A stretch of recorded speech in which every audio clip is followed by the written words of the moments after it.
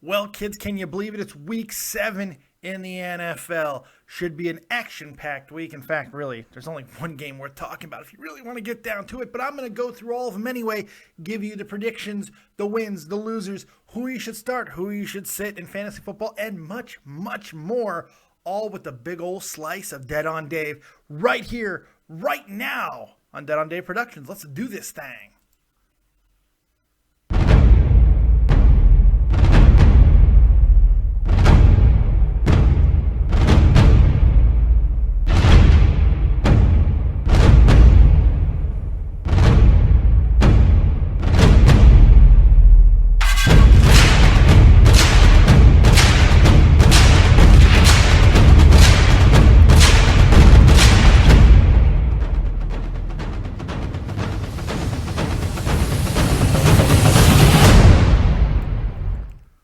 What's going on, everyone? Welcome back to the channel. It is your boy Dead on Dave, and I am just utterly disappointed in myself because I cannot shake this let's do this thing. I don't know if that's like early signs of dementia. I couldn't tell you, but there's something mentally wrong that compels me to continue to say something so absolutely stupid.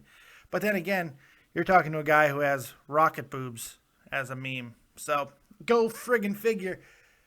But welcome to week 7 in the NFL, and more than likely you're about to start watching, or you might already be watching that Buffalo Bills game that's happened. Bills in Jacksonville. That's an exciting matchup in Wembley. You know, real quick before we get into a lot of things, I want to start with this. Why is it that they continue to put the teams that nobody gives a shit about in London? If they want London, and the funny thing is, the London ticket goers, they go anyway. Imagine if we gave them Bears-Packers, maybe not right now, but that type of rivalry. How about friggin' Broncos-Patriots? How about that? How about real rivalry matchups? Or you can go interdivision, whatever you want to do. Why not something of that magnitude? You want to give them something to talk about, do that. Why won't they, of course? Because they don't want to mess with those teams. Can't mess with their flow, but mess with all the teams that nobody gives a shit about. How many times have Jacksonville played in London? It feels like this is the 3rd or 4th time. It's ridiculous. It's ridiculous. But, oh well, I digress. London's going to go sell it out anyway because that's what they do. They're very excited about the NFL product. I hope it does not lead to a team in London because it just doesn't make any sense. Logistically, it's going to be a nightmare. Playing 8 games in London, 8 teams have, and that's why they extended it to like 2 or 3 games, whatever they're doing in London this year, is because they want to see if 4 to 6 to 8 teams can do it, because that's how many teams will be traveling to London to do this. That's exactly what it's about, and it's going to continue. I think they expanded it to 2 games, possibly 3 this year. They'll do 3 the next year, maybe 4 after that. And once they get to that 4, that's 8 teams. That's 8 different teams that will be playing in London, and boom, bickety bam. That's all they need, because then they can create a team right there in London, and then they're like, well, we already had 8 teams traveling. It wasn't a big deal, and now we'll have the advantage of having it scheduled, you know, and boom, we have a London-based team.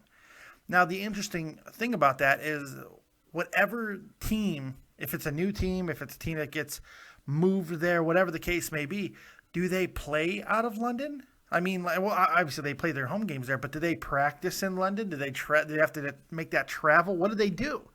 You know, it wouldn't be a shock to me if their training facility was somewhere on the East Coast, like in New York or something like that. That would not be a shock to me, because I think you kind of have to. You can't have your full training facility and everything there in London and expect a team to be able to travel and still be an effective football team.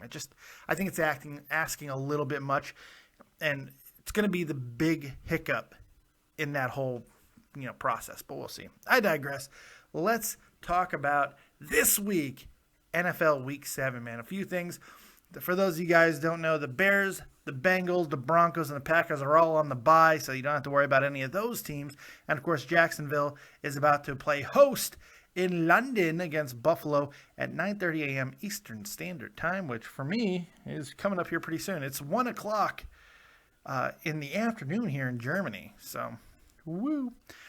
Should be a good week of games. Look, the reality is there's not a whole lot going on. There's one marquee matchup, like one, and everything else is it's an important week because there's a lot of middling teams that are playing each other, and because of that's the case, this is kind of a separation week. We're going to find out teams that are moving forward and teams that might be right about at that point of being buried and done for the year. So in some regards, it's a very important week in the NFL, but in many others, it's one of those weeks that you really don't care too much about because there's just not a lot of marquee matchups. But we'll get into that in a moment. Let's get into your inactives, actives, questionable. Let's get into the player statuses. And we'll start with quarterbacks. Ben Roethlisberger, as of right now, he is questionable. We don't know if he's going to play. There's a very good chance that we see him in this game at this point. Landry Jones is ready. He looks good. I'm excited about that guy. If he does play, he might even be worth getting in there the way he looked, but we'll see. More than likely, expect Ben Roethlisberger to have another week on the bench, but we'll see. Alex Smith, he's probable with a thumb injury. Looks like he will definitely be playing. It doesn't really matter. Because Kansas City's horrible. Oh, God, you take out Jamal Charles from that offense, and woo, that is a bad team. Bad team. And they have no passing game. None. It's just, there's nothing there. I really feel bad for that Kansas City offense. I don't know. And is it Alex Smith's fault? I have no idea. He's a decent quarterback. I don't know. But he needs Jamal Charles. If there's any quarterback in the league who needs their running back more than Alex Smith, I don't know. I don't know who it is. But as far as him playing, it looks like he's going to be just fine. Talking about running backs, Adrian Peterson is questionable with a finger. It looks like he is probably going to play unless something happens. He was downgraded to questionable, not because of the thumb, though, not because of the finger, but because of a illness. He got sick. But unless something really happens, he should play. He should play. We'll see. TJ Yeldon is questionable with a groin. He didn't practice much, and he is questionable. So we'll see if he plays. I'm not sure. He has a chance to suit up here. So if you have him on your team, make sure that you're paying attention right now, as a matter of fact.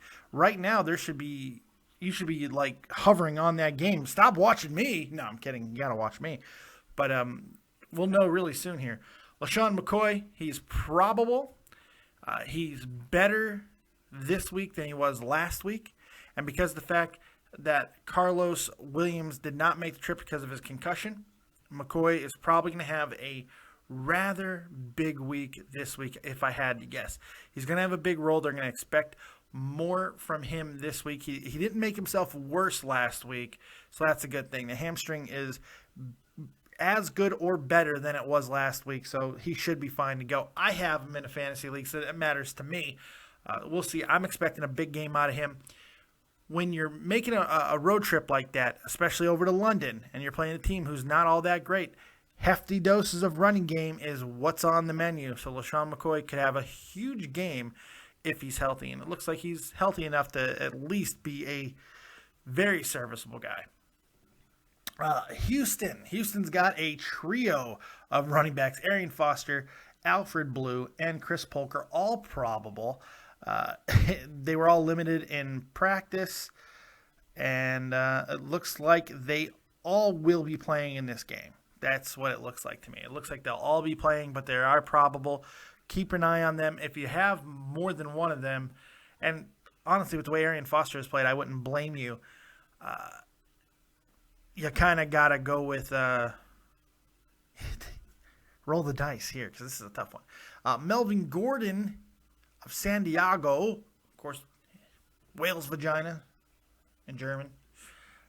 He's questionable with an ankle, and it looks like he will be playing. So be prepared with that. He is questionable, but he should be playing.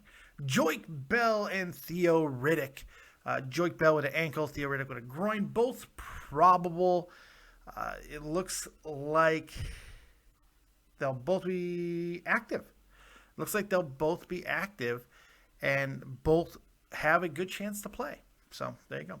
Dion Lewis, he's got an abdomen issue. He's questionable.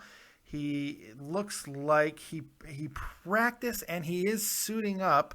So expect him in the lineup there. I don't know how effective he's going to be there.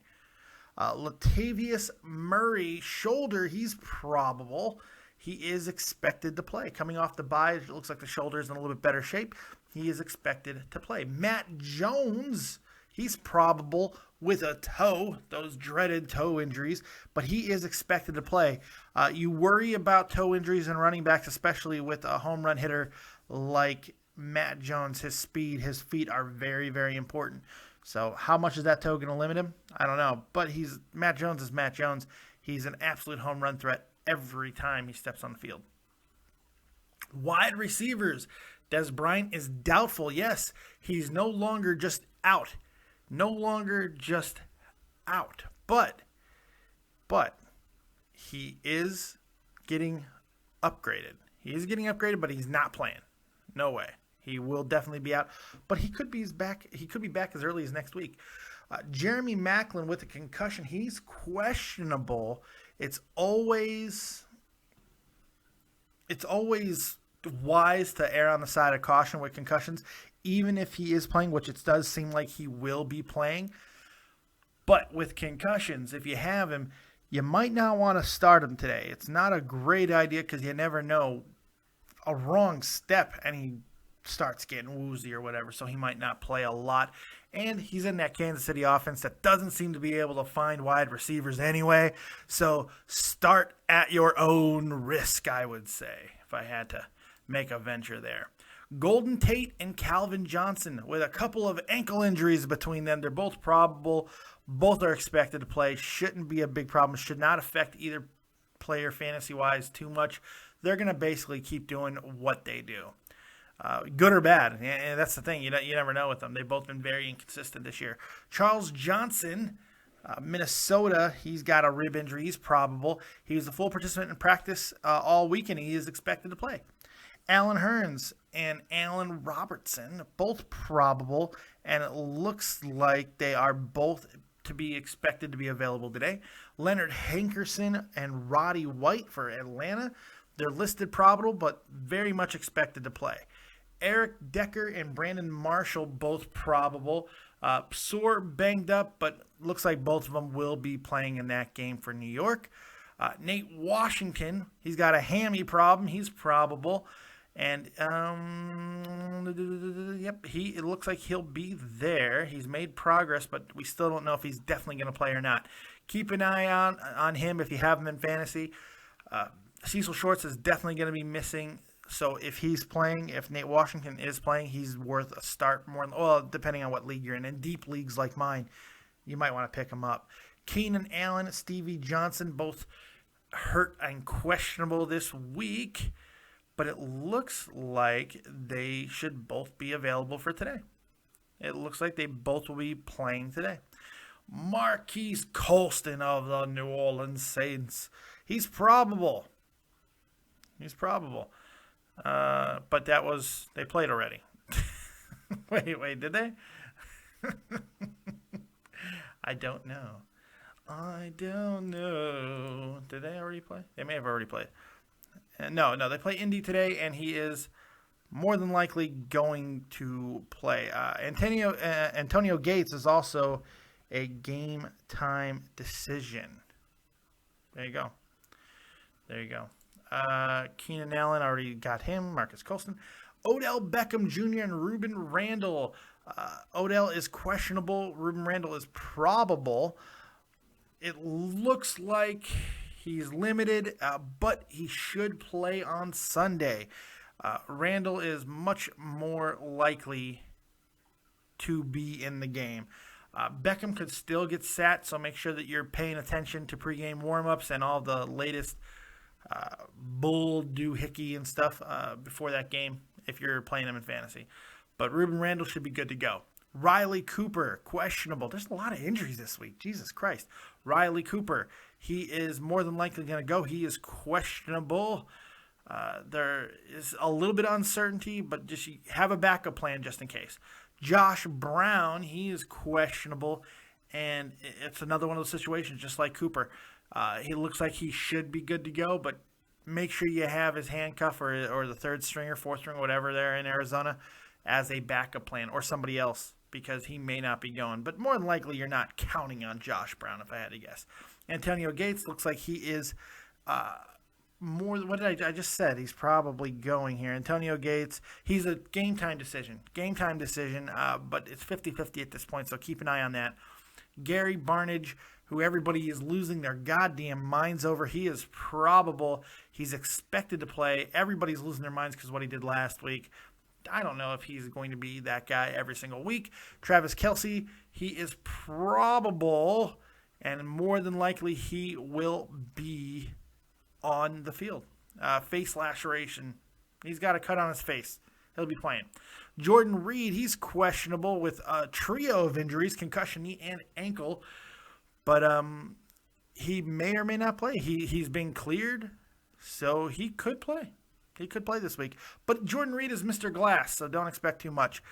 Julius Thomas, he is probable. He is available. He should be playing today in London. Eric Ebron is probable. And with Brandon Pettigrew out, Ebron is going to be relied upon very heavily. So it looks like he is good to go, but make sure you have him in there if you had Pettigrew. If you can get Eric Ebron, there you go, because he's going to be relied upon today. Out. Guys who are definitely out, we're just going to go through them quick.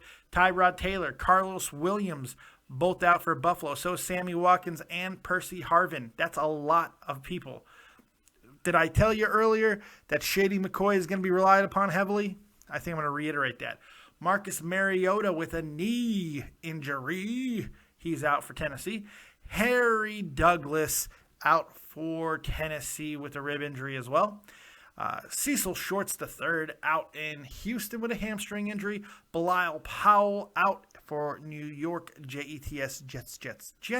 Deshaun Jackson once again out for Washington. Michael Vick out for Pittsburgh. Marcus Lee out in Jacksonville. Victor Cruz definitely out in New York.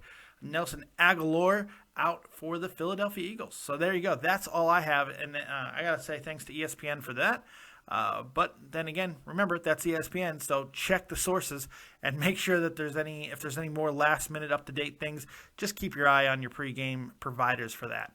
That went longer than I was expecting it to go, but hopefully you guys are still here. So let's get to it, man. Let's get to the picks, and we're going to run through them. We're not going to spend a lot of time on them. We're just going to do our thing. Let's start with the game today, Buffalo and Jacksonville. That should be starting here really soon. Buffalo is laying 3.5 to Jacksonville. Jacksonville's a home team, but no one really has a home field advantage here in London. Jacksonville is fairly awful, has some injury problems. Not sure they're going to be able to get anything going against that Buffalo defense this week, because two things you need when you go on the road, a running game and a defense. And even with all the injuries that Buffalo has, they got McCoy, and they still have a pretty solid defense. So I'm expecting Buffalo to win this game and probably cover the spread if you are a betting person. Tampa Bay and Washington. Tampa Bay and Washington. Yeah. Tampa Bay is a 3-point underdog. Washington probably the first time and maybe only time all year they're going to be the favorites, laying 3 at home. Big game for Washington at 3-3. They really need to win this game. And Tampa Bay, even though they've showed some improvement, are still fairly awful in my opinion. So I'm going Washington here. And I'm not doing it with a lot of confidence because as much as I hate Tampa Bay, Washington has looked so inept at times, so clueless, so lost, and Kirk Cousins looks so horrible that I don't know what to do with them most of the time. So it scares me to make the pick, but I will be sticking with the Washington Redskins. By the way, for those of you who want to know, I do play on Yahoo. I play the Pick'em, and so far this year I'm 56-36 with my victorious pick of Seattle over San Francisco on Thursday. So 56-36 there. So that's pretty good. Let's get to the next game. We're going to run through the rest of these picks here. We said Buffalo, Jacksonville already. Minnesota at Detroit. I like Minnesota here. Detroit with a little bit of injuries in their wide receiver core. I just don't think they have enough. Yes, they did beat the Bears last week, but that doesn't really mean a lot. They also got a lot of help from the officiating crew to win that game. I think Minnesota is improving quite a bit, so they should have this one. Even with a possible not 100% Adrian Peterson, I like Minnesota having just enough to eke out Detroit. Atlanta at Tennessee. Yes, Atlanta got exposed recently. They did. They're not as great as people were thinking they were. I don't know why anyone was thinking they were that fantastic anyway. But I do like them enough to beat Tennessee here, even on the road. Tennessee doesn't have anything for them, especially without now Marcus Mariota. Indianapolis at home against the Saints. This is a trap game of sorts. This is a little bit of a scary game because New Orleans is playing a lot better. Indianapolis is coming off that really bad loss to New England, but everybody loses in New England badly, so I'm not really sure how big of a deal that's going to be. But the Saints, as much of a fight that they can put up, I think Indianapolis at home makes a statement, shows that they're back into it and should win this game. All right, back to the games here. Pittsburgh on the road at Kansas City. That offense, even with Landry Jones, even with me at quarterback, there's enough there at offense to where they should be able to beat Kansas City, who doesn't seem to have anything right going for them right now. I like Pittsburgh. St. Louis at home against Cleveland. Yes, Cleveland has played 2 solid weeks. Their offense has been markedly better, but I don't think it's going to matter. I like the way St. Louis has been playing. They play really, really strong at home. Cleveland is going to definitely have a tough time this week because I think expectations for Josh McCown to continue to play this way is going to eventually get to him. And I just don't see him as this messiah that he's played like he has in the last couple of weeks. So look for St. Louis to offer a healthy dose of reality to that Cleveland offense today. Josh McCown might not make it out of this game because those St. Louis kids hunt on defense. Miami at home against Houston. I like Miami in this game. Houston really is all over the place. They don't have a quarterback situation. They have problems in the running game. They have problems everywhere. And Miami, and their defense is nowhere near what it was. Miami is really starting to play like a team. The new coach is firing those guys up. And I swear to you, on Dan Marino's 0 Super Bowl rings, they're going to get this victory. And they're going to continue to reemerge as the team they were expected to be in the offseason. New England and New York. This is a tougher game than everybody wants to just go with New England. It makes the most sense. New England is New England after all, so why not are they going to continue to be dominant? They're at home where they don't really lose. The Jets, I have a feeling they're going to come in here and really play hard football against New England. I don't think it's going to matter. They're probably going to stay in it for about 3 quarters and start to lose the game late. Injuries and just being under constant pressure with that New England offense, I just don't see them being able to hold up. I do think it'll be a better game than people expect it to be, but New England's going to come out of this with another victory more than likely. Washington and Tampa, we already covered. I am going with Washington there. San Diego hosting Oakland. As much as I like some of the things that Oakland's doing, I like more of what San Diego is doing more. So give me Phillip Rivers and give me the San Diego Superchargers. The New York Giants host the Dallas Cowboys. This is probably the last week where the Cowboys are not going to be at full strength. Has the damage been done enough? Will Dallas be able to rebound here? Not this week. They're definitely going to lose this game. I like what New York is doing at times. Eli has enough even without Odell Beckham. I believe that they're going to have enough to beat Dallas, who's completely depleted, but expect a big game out of like Jason Witten because I think he's the only healthy guy on the Cowboys roster. So I like the Giants at home here. If it was in Dallas, I might even pick Dallas. That's the thing. Carolina at home against Philadelphia. Apparently I have to eat a hat because I said if they won one of their second block of 4 games, then I'd eat my hat. Well, they did. They beat Seattle, a team that is not playing anywhere near like we expected them to, and Carolina beat them last week. Late, again, and not looking that impressive. They don't look impressive. They're not that good. They're going to lose eventually. This is not a serious team to be afraid of in the playoffs. Go ahead, you Cam fuckers, you super Cam Newton fans. Go ahead and flood me with shit. Be like, oh, super Cam. Fuck super Cam. Philadelphia is playing like a team that they were supposed to be playing like all year. They're going to go into Carolina, and I think this is finally the team to show them exactly who they are. Yes, Philadelphia is going to show Carolina that they are not as good as they might think they are. Philadelphia wins and wins big today. Arizona in Monday night. Arizona hosting Baltimore. Baltimore is in complete disarray. They bring nothing to the table. Arizona's playing well. As long as Carson Palmer is in there, I expect them to continue to do their thing. Arizona wins big at home on Monday night. So there it is. There are your Week 7 picks. Yeah. Oh, God, I hate Cam Newton. I hate Cam Newton so much. He's just awful. He's just awful. I can run for 1 yard and then celebrate like I just won the Super Bowl. You ain't won shit yet, Cam. You ain't won a fucking thing. Win something. Win something. Now, granted, Greg Olsen has bailed your ass out and made you look a hell of a lot better than you actually are. But I don't like you, Cam.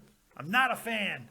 Not a fan. I don't like your antics. I don't like your smug little smile that you have all the fucking time. It makes me insane.